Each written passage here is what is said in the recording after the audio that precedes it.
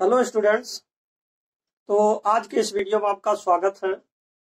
आज हम चर्चा करेंगे मॉडल्स का पैसिव वॉइस कैसे बनाया जाए। जैसा कि पिछले वीडियोज में आपने टेंसेज का पैसिव वॉइस जो भी बनाना है वो 3 खंडों में आपने देखा, यानी कि पार्ट 1, पार्ट 2, पार्ट 3। तो अब ये जो मॉडल्स हैं, मॉडल्स का हम पैसिव वॉइस कैसे बनाएंगे, आइए अब इसके बारे में देखते हैं। तो जैसे मान लीजिए आपका यहाँ जो मॉडल्स है, मॉडल्स का पैसिव वॉइस बनाना, ये दूसरा पॉइंट है। जैसा कि आपको बताया जा चुका है कि पैसिव वॉइस बनाने के लिए 3 महत्वपूर्ण पॉइंट है। पहला आपका जो टेंसेज का पैसिव वॉइस बनाना था, दूसरा आपका मॉडल्स का है, तीसरा इंपरेटिव सेंटेंसेज आएगा। तो अब यहाँ पर हम आपको नंबर 2 पॉइंट, जो आपका नंबर 2 है, मॉडल्स का पैसिव वॉइस कैसे बनाएंगे उसके बारे में समझाएंगे। तो देखिए इसमें रूल्स क्या हैं, इसमें नियम क्या है। जैसा कि आपको मालूम है, मॉडल्स जो होते हैं वो संख्या में 9 होते हैं। जैसे will, shall, can, may, would, should, could, might और मस्ट, इन 9 लोग संख्या में हैं, ये आपको मालूम है, 9 लोग हैं।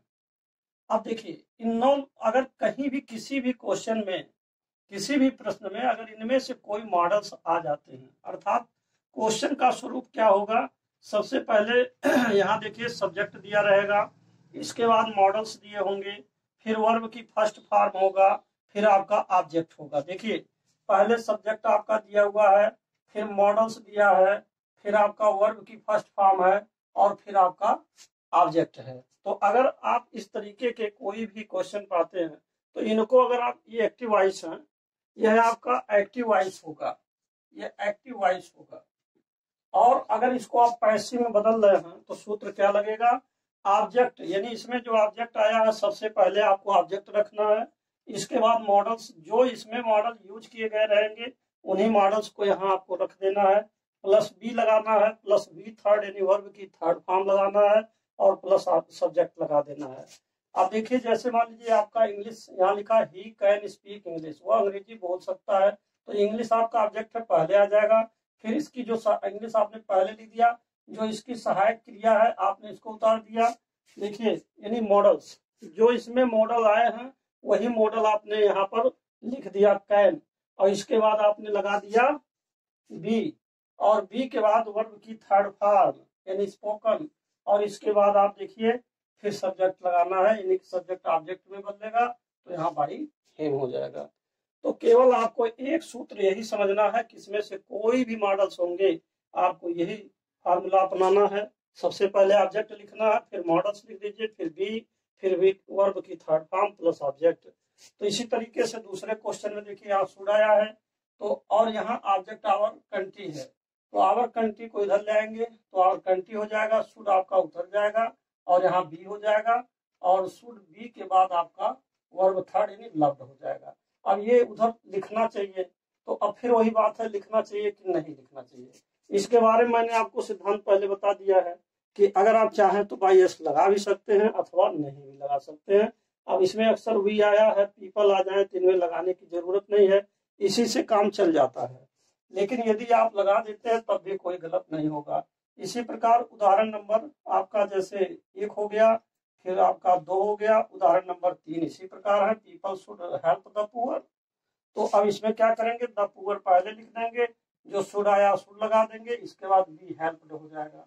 तो यहाँ जो है आपका, और बाय द पीपल हमने ब्रैकेट में लिख दिया है, इसलिए कि अगर चाहे तो लगाएं अथवा ना लगाएं।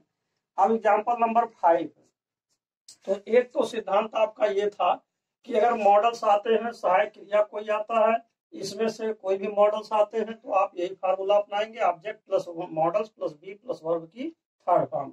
अब एक नियम इसमें और भी है, और वह नियम क्या है, रूल नंबर 2 है कि सब्जेक्ट प्लस मॉडल्स प्लस है प्लस बी थर्ड। अब देखिए एग्जाम्पल नंबर 5 से समझिए कि जैसे आई लिखा है सब्जेक्ट और प्लस लिखा है शुड, प्लस लिखा है प्लस लिखा है थर्ड फॉर्म। कहने का मतलब सब्जेक्ट प्लस मॉडल्स होना चाहिए, तो मॉडल्स इसमें से शुड एक मॉडल आया हुआ है, इसमें से जैसे यहाँ शुड है इसका प्रयोग किया गया है, और फिर कह रहा है प्लस थर्ड फॉर्म, तो है प्लस थर्ड फॉर्म है। तो इनको जब आप पैसे बदलेंगे तो केवल एक चीज का अंतर आएगा, ऑब्जेक्ट, यानी कि ऑब्जेक्ट को पहले जाएंगे, ऑब्जेक्ट फिर यही मॉडल्स जो रहेगा इसी को उतार देंगे, और इसके बाद है बीन जुट जाएगा, इसमें हैव आया, हैव बीन जोड़ देंगे। जैसे ही शुड हैव बीन हेल्प्ड हो जाएगा। और इसमें भी बाय मी चाहे तो आप लिख सकते हैं अथवा नहीं लिख सकते हैं। तो जहां हिम था, हिम ऑब्जेक्ट इधर आया, आपका सब्जेक्ट बन गया और शुड आपका उतर गया। और इसके बाद हैव, शुड हैव उतारने के बाद, शुड हैव की तुरंत बाद आप जो है इसमें लगा देंगे बीन और इसके बाद हेल्प्ड हो जाएगा, थर्ड फॉर्म। इसी प्रकार आपका नेक्स्ट एग्जांपल है, you should have told me the matter. अब यहाँ देखिए क्या है, यहाँ पर मी आपका इनडायरेक्ट ऑब्जेक्ट भी आया है, द मैटर भी आया है। तो अगर आप चाहें तो मी से भी बना सकते हैं और द मैटर से भी बना सकते हैं।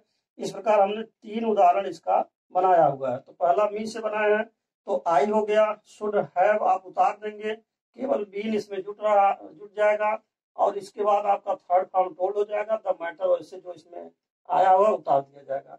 और बाई यू चाहे तो लिख सकते हैं, अन्यथा कोई जरूरत नहीं है। इसी प्रकार आप चाहें तो इससे द मैटर से बना सकते हैं, the matter should have been हो जाएगा, टोल्ड मी हो जाएगा। और यदि आप चाहें तो ये थोड़ा सा और भी अच्छा कर सकते हैं, the matter should have been told to me. अगर टोल्ड मी लिख रहे हैं तब भी सही है, लेकिन टोल्ड टू मी लिख रहे हैं तो यह भी सही है।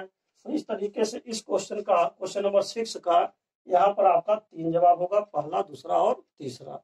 तो ये था आपका मॉडल्स के 2 नियमों के बारे में। अब मॉडल्स का पैसिव वॉइस कैसे बनाया जाता है ये मैंने आपको बता दिया। अब मॉडल्स का पैसिव वॉइस बनाना अब यहीं पर समाप्त होता है। अब तीसरा खंड जो आपका है इंपरेटिव सेंटेंस का पैसिव वॉइस बनाना, वो आप नेक्स्ट वीडियो में पढ़ेंगे और यह वीडियो अब यहीं पर समाप्त होता है। तो अंत में मैं आपसे यही कहूंगा, यदि आप मेरे चैनल पर पहली बार हैं तो कृपया मेरे चैनल को सब्सक्राइब करना ना भूलें।